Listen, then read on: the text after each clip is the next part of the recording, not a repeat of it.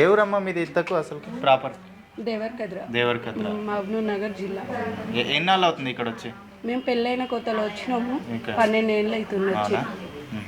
మరి ఏమన్నా ఇప్పుడు మీకు ఇక్కడ అంటే 12 ఏళ్ళు అంటే తెలంగాణ మీరు వచ్చిన తర్వాత తెలంగాణ ఇక్కడ వచ్చింది, ఏర్పడింది తెలంగాణ ప్రభుత్వం ఇట్లా. ఇప్పుడు ఆర్కేపూడి గాంధీ గారు కదా ఎమ్మెల్యే ఇక్కడ, మరి మీ ఇక్కడ డెవలప్మెంట్ ఏమన్నా మీకు అభివృద్ధి కనిపించిందా మరి మీరు వచ్చిన తర్వాత? ఏం కనబడతలేదు. ఇంకా గట్లే డబుల్ బెడ్రూమ్కి కూడా పెడితే అప్లికేషన్ దానికి కూడా ఇంతవరకు రానేలే. 2-3 సార్లు పెట్టేసినాం.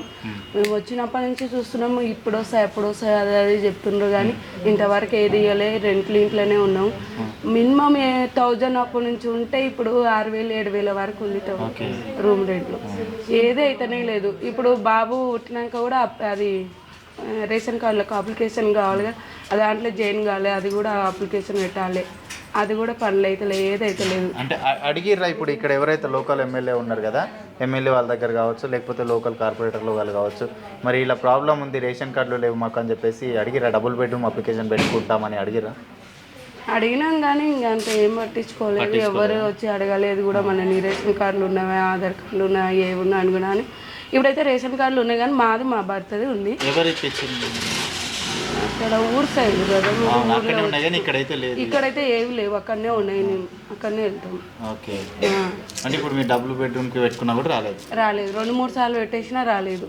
వచ్చినప్పటి నుంచి అడుగుతూనే ఉన్నాము, ఇప్పుడు వస్తా అప్పుడు వస్తా అంటుంది కానీ ఎప్పుడూ రాలేదు. 3 సార్లు పెట్టేసిన. అవునా? మరి ఇక్కడ ఇప్పుడు నెక్స్ట్ ఎలక్షన్లు వస్తున్నాయమ్మా, ఎవరు ఎమ్మెల్యే ఎవరు వస్తే బాగుంటుంది అనుకుంటున్నారు మరి ఇక్కడ? రవి సార్ వస్తే బాగుంటుంది, కొంచెం అప్డేట్ చేసి అని మాకు తెలిసిన వాళ్ళు కూడా చెప్పిన బాగుంటుంది అని అనుకుంటున్నా. నేను కూడా చూసినప్పటి నుంచి వచ్చి తెలుసుకుంటున్నాను కదా రోడ్ల గురించి, నీళ్ళు వాటర్ ప్రాబ్లం వస్తుంటారు. అప్పుడప్పుడు ఏదైనా అడుగుతుంటారు. వాటర్ ప్రాబ్లం అప్పుడు ఉండే, ఇప్పుడు అయితే బాగానే ఉంది, మంచిగా ఉంది. ఇంకా కొంచెం డ్రైనేజర్ ప్రాబ్లం అంటే అట్లనే ఉంది. అంటే ఆయన అయితే వస్తుంటారు ప్రజలకు, వస్తాడు అప్పుడప్పుడు. ఇంకేమో ఎప్పుడు నేను చూడలే, అడగ కూడా చూడలే. మంచిది.